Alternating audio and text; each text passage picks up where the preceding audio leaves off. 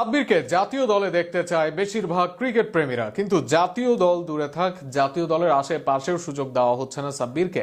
কিন্তু বর্তমানে বোর্ডের দায়িত্ব পেয়েছেন সাব্বিরের সাবেক সতীর্থ তামিম ইকবাল খান।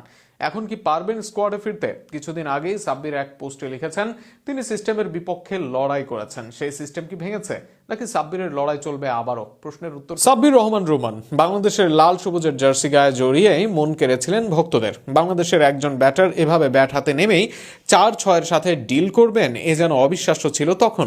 তবে সেই সাব্বির টি-20, টেস্ট, ওয়ানডে খেলেছেন, বারবার বদলেছেন ব্যাটিং অর্ডার। ফলে এক সময় খেলার অ্যাপ্রোচ পরিবর্তন হয় সাব্বিরের। এরপর দীর্ঘদিন চেষ্টা করেও আর নিজের সেরাটা দিতে পারেননি তিনি। অবশেষে গত 2 বিপিএলে কিছুটা হলেও হাত খোলার চেষ্টা করেছেন তিনি। সেখানে জাতীয় দলে জায়গা না পেলেও অন্তত এইচপি বা এ দলে জায়গা পাওয়ার কথা ছিল, কিন্তু সাব্বিরকে কোথাও রাখা হয়নি। এমনকি অদম্য কাপেও সুযোগ দেওয়া হয় শেষ ম্যাচে। কিছুদিন আগে সাব্বির এক পোস্ট দেন ফেসবুকে, যেখানে তিনি ভক্তদের এক প্রশ্নের জবাব দেন। সেই পোস্টে সাব্বির লেখেন, আমাকে বেশিরভাগ মানুষ একটা প্রশ্ন করে যে আমি কবে জাতীয় দলে খেলবো অথবা কবে ঢুকবো।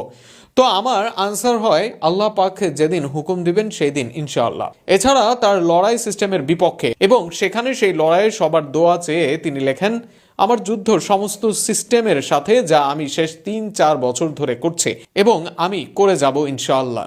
সবাই আমার জন্য দোয়া করবেন, ভালো থাকবেন। বুলবুলের বোর্ডে যদি সিস্টেমই হয় সাব্বিরের জন্য বাধা, সেক্ষেত্রে তামিমের বোর্ডে আবারও জাতীয় দলে সুযোগ পেতেই পারেন সাব্বির রহমান রুমান। মিডল অর্ডারে আফিফকে সর্বশেষ সিরিজে বাজিয়ে দেখলেও ব্যর্থ হয়েছেন তিনি। ফিনিশিং বা মিডলে ওয়ানডেতে মন্দ হবেন না সাব্বির। এছাড়া টি-20তে যথাযথ সুযোগ পেলে সাব্বির কি করতে পারেন তা সবারই জানা।